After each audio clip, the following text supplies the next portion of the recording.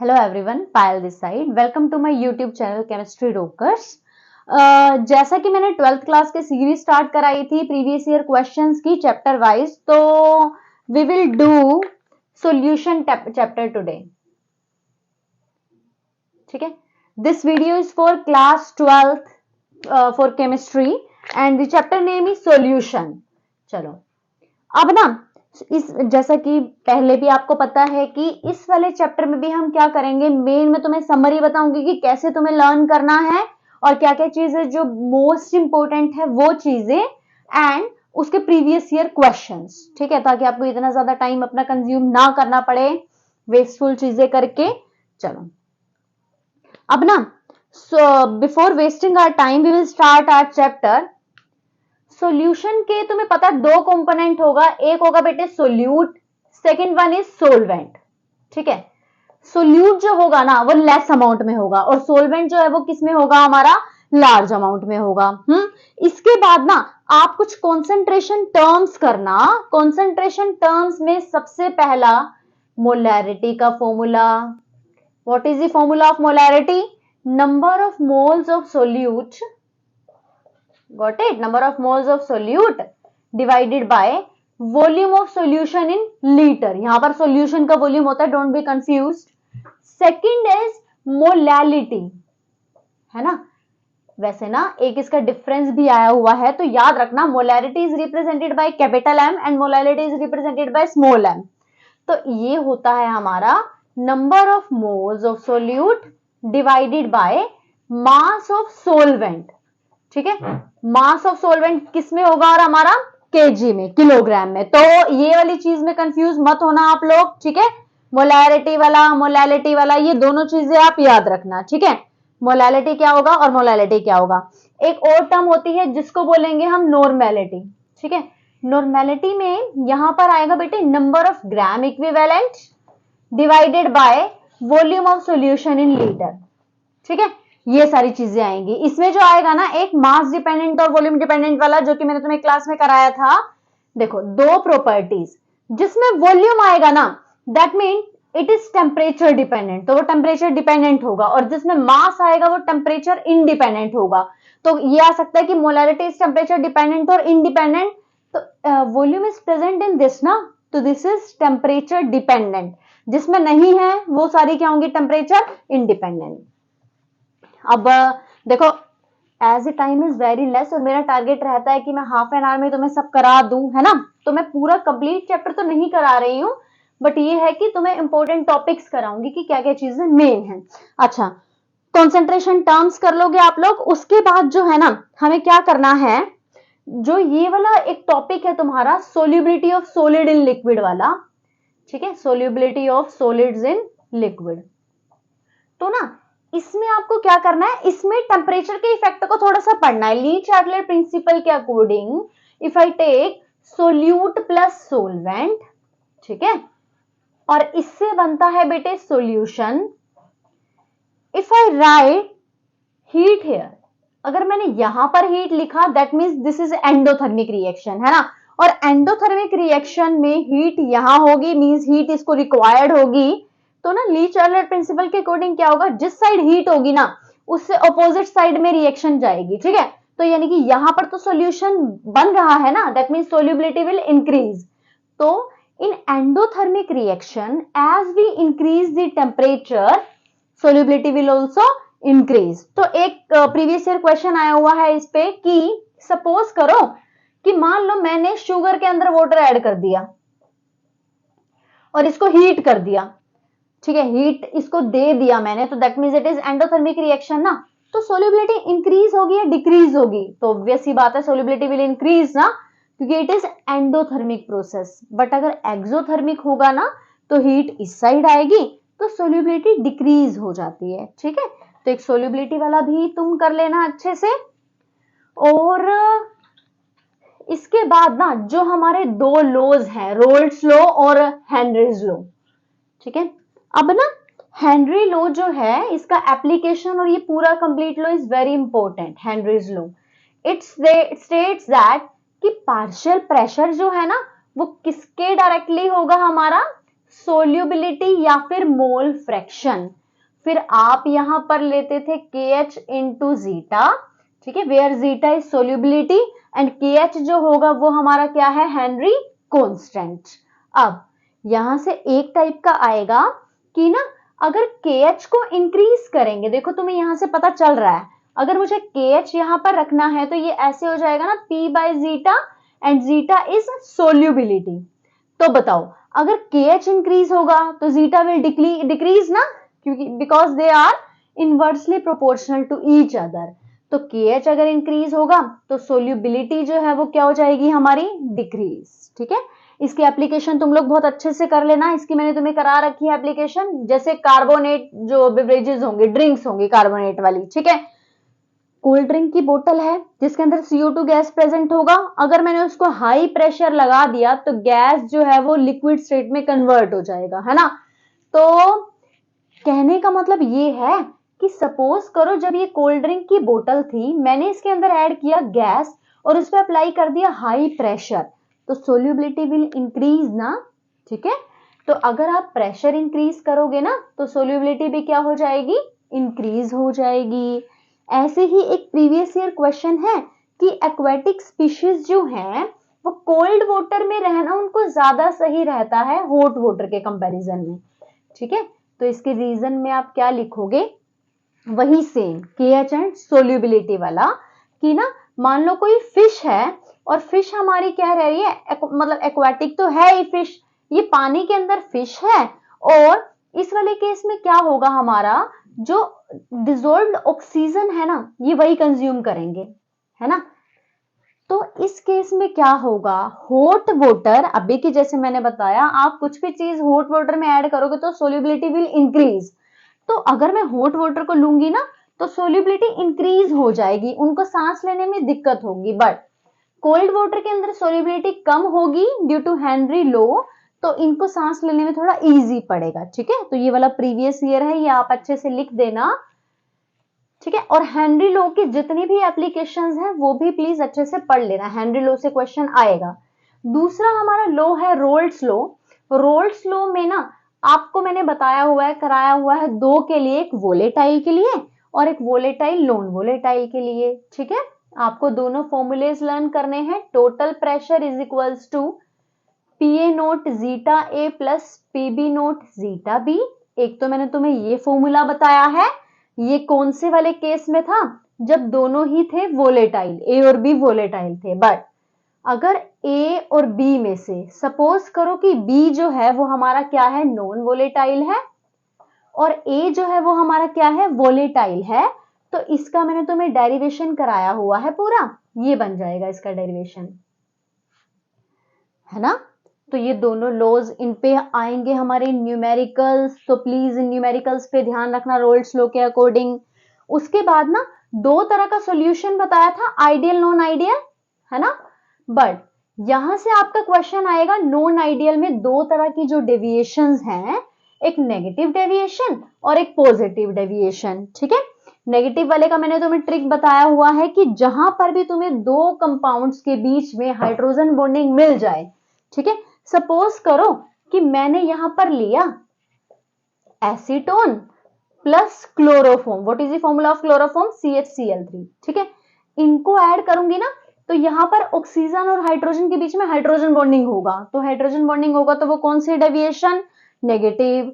Positive वाले में क्या होगा, अगर हाइड्रोजन बॉन्डिंग ब्रेक हो जाए ना, जैसे मान लो मैंने लिया इथेनॉल और इथेनॉल में मैंने मान लो क्लोरोफॉर्म या फिर कुछ भी एसीटोन ऐड कर दिया, क्लोरोफॉर्म ऐड कर दिया, तो पहले तो इसके अंदर हाइड्रोजन बॉन्डिंग थी, बाद में वो ब्रेक हो जाएगी, ठीक है। तो आप ये देख लेना कि जिन दो कंपाउंड्स के बीच में तुम्हें लग रहा है ना कि हाइड्रोजन बॉन्डिंग ऐड करने के बाद बन रही है, तो they will show negative deviation, और इसमें तो पहले से थे, ये ऐड करेंगे तो ब्रेक हो जाएगी, तो वो कौन सी डेविएशन है, पॉजिटिव डेविएशन। इसका ग्राफ कर लेना, इंटरेक्शंस वगैरह सब आपको पता होना चाहिए। कि सपोज करो मैंने ये दोनों ऐड किए, A और B जब मैंने ऐड किया तो इट विल फॉर्म AB। अब AB करने से उनका फोर्स ऑफ अट्रैक्शन ज्यादा हो गया, फोर्स ऑफ अट्रैक्शन ज्यादा होने की वजह से वॉल्यूम तो कम हो गया, है ना। तो इस केस में वॉल्यूम ना, फाइनल वॉल्यूम वो डिक्रीज हो जाएगा। डेल्टा V का फॉर्मूला बताया था, V final minus V initial.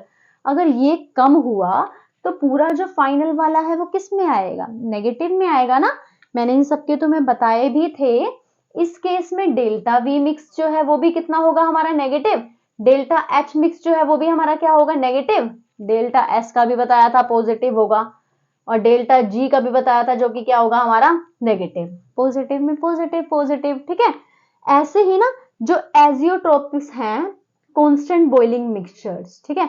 Azeotropes का मैंने तुम्हें लर्न करने का तरीका ये बताया था कि सपोज करो किसी में नेगेटिव डेविएशन है और किसी में पॉजिटिव डेविएशन है, तो नेगेटिव डेविएशन तो हाइड्रोजन बॉन्डिंग ना, यानी कि उसको ना मैक्सिमम बॉइलिंग पॉइंट देना पड़ेगा, ठीक है, मैक्सिमम बॉइलिंग पॉइंट। तो क्वेश्चन आया हुआ है कि व्हाट आर एजियोट्रोप्स, और नेगेटिव डेविएशन वाले कौन सा वाला एजियोट्रोप फॉर्म करेंगे। तो लर्न करने के लिए तुम याद रखना कि नेगेटिव डेविएशन में तो हाइड्रोजन बॉन्डिंग बन रही थी, मतलब फोर्स ऑफ अट्रैक्शन ज्यादा था, और अगर फोर्स ऑफ अट्रैक्शन ज्यादा होगा तो बॉइलिंग पॉइंट तो मैक्सिमम होगा ना। तो नेगेटिव डेविएशन में मैक्सिमम बॉइलिंग पॉइंट वाले बनेंगे, और पॉजिटिव वाले में क्या बनेंगे, मिनिमम बॉइलिंग पॉइंट वाले बनेंगे, ठीक है। यहां से 110% क्वेश्चन आएगा, बिल्कुल ध्यान से करना। डेविएशन वाला, नेगेटिव डेविएशन, पॉजिटिव डेविएशन, इसके एग्जांपल्स, और एजियोट्रोप्स जैसे कि मैंने बताया, नेगेटिव वाला मैक्सिमम और जो दूसरे वाला है वो हमारा क्या होगा, मिनिमम फॉर्म करेगा, ठीक है। रोल्स लॉ पे तो न्यूमेरिकल्स ही आएंगे 110%, तो उसके लिए तो वही तुम्हारा सफिशिएंट है। हेनरीज लॉ का जैसे मैंने बताया एप्लीकेशन पे आएगा, 110% आएगा एप्लीकेशन पे, ठीक है। तो उसकी एप्लीकेशंस भी अच्छे से रीड कर लेना। और ज्यादा फिशेस वाला मैंने तुम्हें करा दिया, कोल्ड ड्रिंक वाला हाई एल्टीट्यूड्स पे जाएंगे तो भी जो पार्शियल प्रेशर है वहां का कम हो जाएगा, हमारी ऑक्सीजन जो है वो प्रॉपर हमें नहीं मिल पाएगी। तो जितने भी सारी एप्लीकेशंस कराई हैं वो सबकी सब आप कर लेना। अब उसके बाद ना जो हमारी कोलिगेटिव प्रॉपर्टीज हैं, कोलिगेटिव प्रॉपर्टीज 4 हैं जो किस पे डिपेंड करती है, हमारी नंबर ऑफ मोल्स पे। उनके फॉर्मूलेज आप याद रखना, ठीक है। जैसे 4 कोलिगेटिव प्रॉपर्टी है ना, सबसे पहला एक था relative lowering of vapour pressure, जिसका फॉर्मूला आपको पता है p note minus p note is equals to zeta b, ठीक है। जीटा जो यहां पे मैंने लगाया ना, ये होता है हमारा मोल फ्रैक्शन, ठीक है। और मोल फ्रैक्शन का फॉर्मूला भी मैंने तुम्हें बताया हुआ है, number of moles of b divided by number of mole of a plus number of mole of b, ठीक है। तो आपको अगर ऐसे रखना हो ना तो मैंने ये रख दिया। आई जरूर आएगा इसमें, है ना। आई जो है वो भी मैं आपको थोड़ा सा बता देती हूँ, वैसे तो मैंने क्लास में बताया हुआ है बट स्टिल जीटा बी, ठीक है। तो जीटा बी की जगह आप ये भी लिख सकते हो, बताया था बी जो होता है वो होता है सोल्यूट, और ए जो होगा वो हमारा क्या होगा, सोलवेंट, ठीक है। दूसरी कोलिगेटिव प्रॉपर्टी जो है ना वो हमारी है ऑस्मोटिक प्रेशर, जिसको लिखते हैं पाई से। फॉर्मूला है i into C into R into T, ठीक है। आई जो है वो वेंट्स होफ फैक्टर है, जो कि मैं तुम्हें थोड़ा सा अभी निकालना सिखाऊंगी जब क्वेश्चंस कराऊंगी। सी कॉन्सेंट्रेशन है, आर है, और टेम्परेचर है, ठीक है। इस पे भी न्यूमेरिकल्स ही आएंगे। आप इसको ऐसे भी लिख सकते हो अगर मोलर मास से इसका कंपैरिजन हो तो, ठीक है। ये वाला फॉर्मूला भी आप अप्लाई कर सकते हो।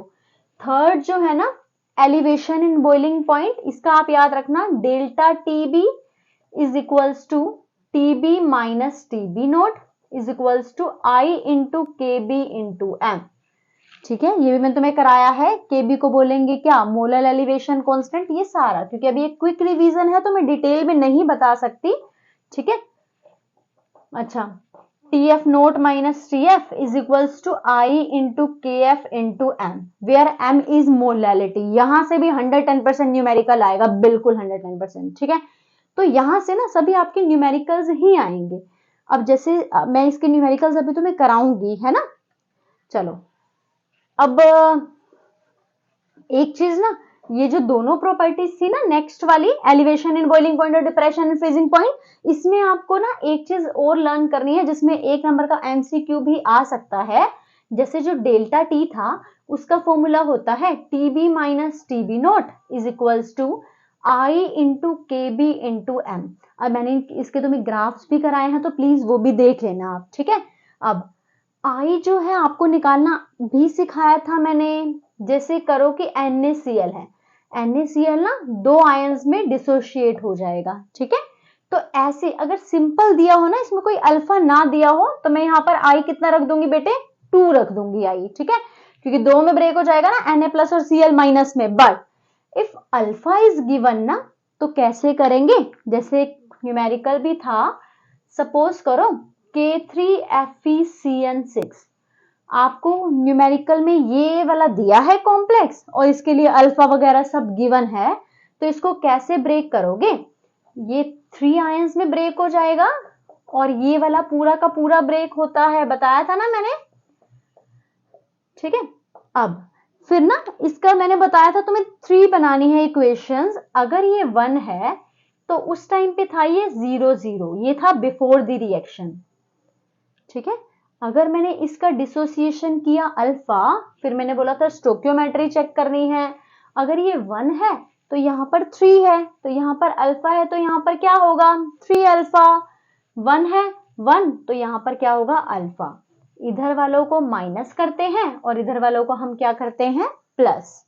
अगर मुझे इसका आई फाइंड आउट करना है ना, तो मैं क्या करती हूँ, जितना ये टोटल है डिवाइडेड बाय जो इनिशियल था, मतलब 1 minus alpha plus 3 alpha plus alpha divided by 1, ठीक है, क्योंकि इनिशियली तो 1 था ना, तो आप ये करोगे तो यहाँ पर आ जाएगा 1 plus 3 alpha divided by 1 is equals to i, ठीक है। एक सेम न्यूमेरिकल है प्रीवियस ईयर क्वेश्चन में इस टाइप का, तो यहां से अगर आपका आई आ जाएगा ना, तो आपको ये निकालना इजी हो जाएगा, है ना।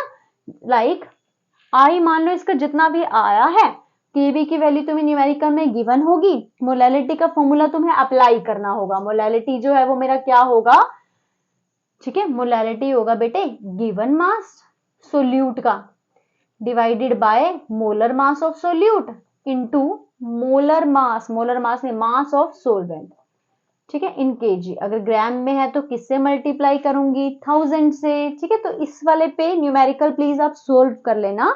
अच्छा, यहां से जो 1 नंबर का आएगा वो मैं तुम्हें बता रही हूं कि ना, हाँ, अब ना ये वाला जो बॉइलिंग पॉइंट होता है वो होता है सॉल्यूशन का, और ये होता है हमारा प्योर सोलवेंट का। तो ना तुम्हें ऐसे दे दिया जाएगा, मान लो तुम्हें दिया NaCl, एक दे दिया तुम्हें K4FeCN6, और पूछा जाएगा कि बताओ इसका ना सॉल्यूशन का बॉइलिंग पॉइंट किसका ज्यादा है। तो सॉल्यूशन का बॉइलिंग पॉइंट और आई एक दूसरे के डायरेक्टली है ना, तो ना इस वाले का आई, देखो इसमें अल्फा तो कोई गिवन है नहीं, सिंपल तोड़ तोड़ के देखोगे तुम, 4 और 1 5, तो इसका 5 हो जाएगा, इसका कितना हो जाएगा 2। तो अगर इसका आई ज्यादा है तो टीबी विल बी मोर ना। सेम ऐसे ही केस में अगर मुझे टीएफ वाला निकालना है ना, उसका फॉर्मूला होता है TF0 माइनस TF, ठीक है। इस वाले केस में बिल्कुल अपोजिट है, अगर इसने सॉल्यूशन का तुमसे पूछा है तो आई के तो वो इनवर्स वाला है ना, मींस इन दोनों में से अगर मैं केएफ देखूं ना सॉल्यूशन का, तो वो इसका ज्यादा होगा, ठीक है, केएफ इसका ज्यादा होगा और केबी जो है हमारा वो इसका ज्यादा होगा, ठीक है। तो ये चीजें प्लीज आप याद रखना। अच्छा, डिप्रेशन वाला भी हो गया, एलिवेशन इन बॉइलिंग पॉइंट भी, ऑस्मोटिक प्रेशर पे कैसे कैसे न्यूमेरिकल्स ही आएंगे, इन सब पे मेनली न्यूमेरिकल्स ही आएंगे, और आई तुम्हें निकालना आ ही गया है, ठीक है। अब मैं तुम्हें ना इसके थोड़े प्रीवियस ईयर क्वेश्चंस कराती हूँ कि किस टाइप के मेन आए हुए हैं। देखो, बोल रहा है ए सोल्यूशन ऑफ Na2SO4, देखो थोड़े ही क्वेश्चन कराती हूँ मैं, बट स्पीड में कराती हूँ एकदम से। अब देखो Na2SO4.10H2O ये था, अब इसका है बेटे 5%, अब परसेंटेज मतलब इसका कॉन्सेंट्रेशन ही गिवन है, बोल रहा है इट इज आइसोटोनिक। मैंने क्लास में बताया हुआ आइसोटोनिक सॉल्यूशन और दो solution which are same osmotic pressure, मतलब पाई1 किसके इक्वल हो जाएगा हमारा पाई2 के। तो ये ना कोई नॉन इलेक्ट्रोलाइट सॉल्यूशन है, नॉन इलेक्ट्रोलाइट में तो आई हमेशा 1 रहता है ना, क्योंकि डिसोशिएट ही नहीं होगा। अच्छा, ये है 2%, तो कह रहा है इसका ना मोलिकुलर वेट निकालना है x का, तो आप फॉर्मूला अप्लाई करो। अभी आइसोटोनिक है तो पाई1 किसके इक्वल होगा पाई2 के इक्वल होगा। पाई का फॉर्मूला होता था CRT/m लगा सकते थे, मैंने बोला था जब मोलर मास आएगा, है ना। अब टेम्परेचर भी इसमें कांस्टेंट है क्योंकि गिवन भी नहीं है, ठीक है, ओनली कॉन्सेंट्रेशन इज गिवन, तो इसके लिए तो लगाएंगे 5, बट मैंने बताया था एक चीज और लगानी है आपको विच इज आई, तो ये 5 हो गया, सी जो, अच्छा आई जो है वो हमारा इस केस में कितना हुआ, 2 और 1 3 ना, 3 हो गया, ये मोलर मास हो गया मेरा, और ये आई इसके लिए तो 1 हो गया, सी जो है वो इसके लिए कितना हो गया 2, और मोलर मास अब किसका गिवन है, इसका गिवन है 322। ठीक है, इसका फाइंड आउट करना है तो फाइंड आउट कर लोगे ना सिंपली मैथ्स लगा के। अच्छा, उसके बाद बोल रहा है what is the effect of temperature on solubility of glucose in water. अभी बताया था मैंने, अगर मैंने ग्लूकोज को वाटर में ऐड कर दिया तो this is endothermic reaction, endothermic होगी तो टेम्परेचर इंक्रीज होगा ना, तो सोल्यूबिलिटी विल ऑल्सो इंक्रीज। अच्छा, एक चीज और याद रखना कि अगर ना डिप्रेशन इन फ्रीजिंग पॉइंट हो जाएगा सोल्ट ऐड करने पे वाटर पे, तो बोल रहा है देयर आर 2 सॉल्यूशंस, मतलब 2 है यहाँ पर, एक P है और एक Q है। ठीक है, कौन कौन सा है, एक P है और दूसरा क्या है हमारा Q है। P वाला जो है ना उसका टेम्परेचर है 0 डिग्री, दूसरे वाले का है -1.3। तो बोल रहा है कि which one is ocean water. अब सोल्टी वाटर मतलब वही होगा जिसका फ्रीजिंग पॉइंट कम होगा, तो Q आंसर आ जाएगा। के फॉर एफिसियन वाला भी मैंने तुम्हें कराया है सेम। बोल रहा है what type of deviation expected when phenol and aniline are mixed. अब ये देखो, फिनोल को मिक्स कर दिया और एनिलीन को मिक्स कर दिया, इनमें तो हाइड्रोजन बॉन्डिंग बन सकेगी ना, hydrogen bonding is formed by when oxygen is attached with highly electronegative atom. ठीक है, तो जो वो वाला है वो आप लिख देना। अच्छा, नेक्स्ट वेपर प्रेशर का है, ये मैं तुम्हें एक करके बता देती हूँ ताकि तुम इजीली दूसरे भी कर सको। बोल रहा है प्योर वाटर का vapour pressure means P note जो है वो हमें गिवन है 28.30 mmHg। कह रहा है if 1 mole of non volatile non electrolytic solution, यानी कि जो नॉन वोलेटाइल सॉल्यूशन है ना उसका 1 मोल दे रखा है। ठीक है, और ये डिजोल्व है 100 ग्राम ऑफ वाटर। अब इसका रिजल्टेंट वेपर प्रेशर कैलकुलेट करना है। अब तुम्हें सबसे पहले पता है क्या करना है, जो भी गिवन टर्म्स है ना वो लिख दो पहले, फिर इसका फॉर्मूला लगाओ। क्या लगाओगे, p note minus p divided by p note is equals to i into, i लगाना मत भूलना, बार बार बता रही हूं, जीटा वी, यही था ना। अब पी नोट तुम्हें गिवन है, कितना है 23.80, पी तो हमें फाइंड आउट करना है, ये भी कितना है 28.380। आई जो है, अब देखो इसने फर्स्ट में ही बोल दिया कि दिस इज नॉन इलेक्ट्रोलाइट, तो नॉन इलेक्ट्रोलाइट के लिए तो आई कितना होगा 1। अब जो ये होता है ये हमारा बताया था मोल फ्रैक्शन होता है, मोल फ्रैक्शन का फॉर्मूला होगा ए के number of moles divided by total number of moles, but यहाँ पर बी था ना तो बी आ जाएगा। ठीक है, बी मतलब सोल्यूट ना। अब बोल रहा है कि सोल्यूट का तो क्या नंबर ऑफ मोल्स गिवन है ना, एन भी गिवन है 1। अब एन ए तो तुम्हें फाइंड आउट करना पड़ेगा ना, एन ए तुम इससे फाइंड आउट करोगे। मोल्स का फॉर्मूला क्या होता है, मास डिवाइडेड बाय मोलर मास ना, तो 100 डिवाइडेड बाय 18, ये 55.5 आएगा। तो कर लोगे ना आप लोग इसको सिंपली मैथमेटिकल फॉर्म में सोल्व। ओके, मैंने तुम्हें आई भी निकालना सिखा दिया, कैलकुलेट करना आई। ऐसे ही एक है, ये थोड़े से न्यूमेरिकल्स तुम्हें और प्रैक्टिस करने पड़ेंगे। ठीक है, मैंने तो बताया है कि कहां कहां से मेन मेन आ सकता है।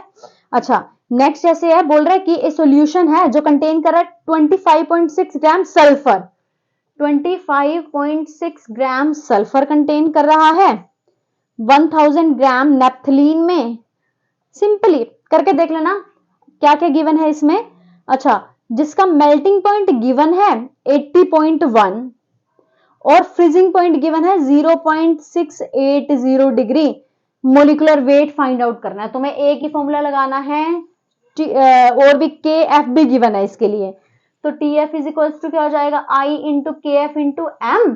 ठीक है, मैंने बोला के एफ गिवन है, के एफ की वैल्यू 6.8 है तो ये भी रख दोगे तुम। फिर आई जो है वो तो हमें देखना पड़ेगा ना कितना है कितना नहीं, बट ये नॉन इलेक्ट्रोलाइट बोल रहा है दोबारा से, तो इस केस में आई 1 हो गया। सिंपली आपको मोलैलिटी का फॉर्मूला लगा के, मोलैलिटी का फॉर्मूला क्या था, given mass divided by molar mass, मतलब number of moles divided by mass of solvent, तो ये भी इजीली हो जाएगा तुमसे।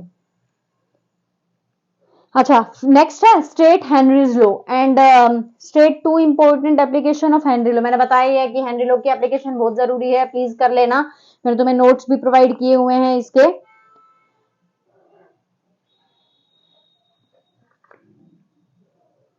जैसे भी है मोलालिटी मोलालिटी का डिफरेंस, ये तो तुम कर ही लोगे कि कौन सा टेम्परेचर डिपेंडेंट है, इंडिपेंडेंट है। अब जैसे ये है कह रहा है 10% ग्लूकोज सोल्यूशन बाय वेट। अब इसका मतलब पहले समझो, 10% ग्लूकोज सोल्यूशन बाय वेट। अब इसका मतलब पता है क्या है, 10 ग्राम है कितने में, 100 ग्राम सोल्यूशन में। ठीक है, यानी कि 10 ग्राम तो ग्लूकोज है, बट 90 ग्राम हमारा क्या है, वोटर है। ठीक है, 90 ग्राम वोटर है। और मुझे फाइंड आउट क्या करना है इसमें, हाँ कह रहे हैं एक सॉल्यूशन का वेट इतना है, what is the molality of solution. Molality का फॉर्मूला लगाओ, मोलैलिटी क्या होता है, गिवन मास सोल्यूट का।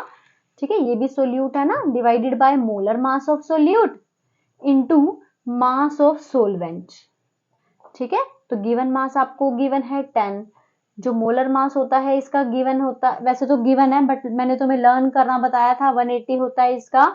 सोलवेंट का मास तो मुझे 90 रखना पड़ेगा ना, है ना, क्योंकि वाटर इज सोलवेंट, तो इसको सोल्व कर देना, ग्राम में है इसलिए we have to multiply with 1000।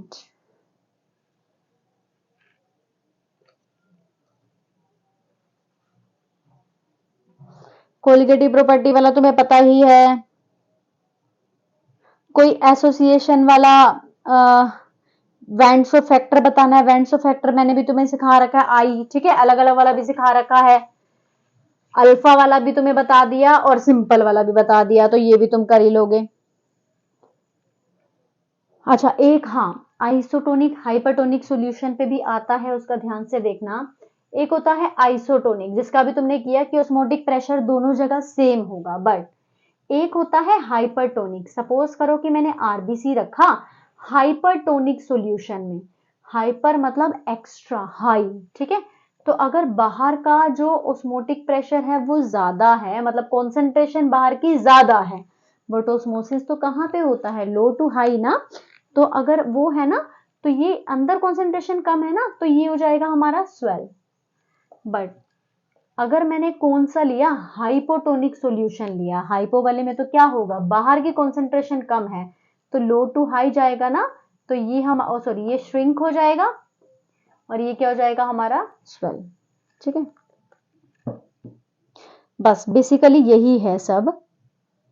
तो आप लोग अभी इसमें क्या क्या करोगे, एक तो तुम्हें करना है सॉल्यूशन सोल्युबिलिटी वाला फैक्टर, हेनरी लो आएगा 110% विद हिज एप्लीकेशन। अब देखो हेनरी लो का ना एप्लीकेशंस तुम सारी कर रहे ना, क्योंकि कुछ भी आ सकता है ना, और रोल्ड्स लो पे तो न्यूमेरिकल्स ही आएंगे, कोलिगेटिव प्रॉपर्टीज पे भी 110% न्यूमेरिकल आएगा और आएगा ही आएगा।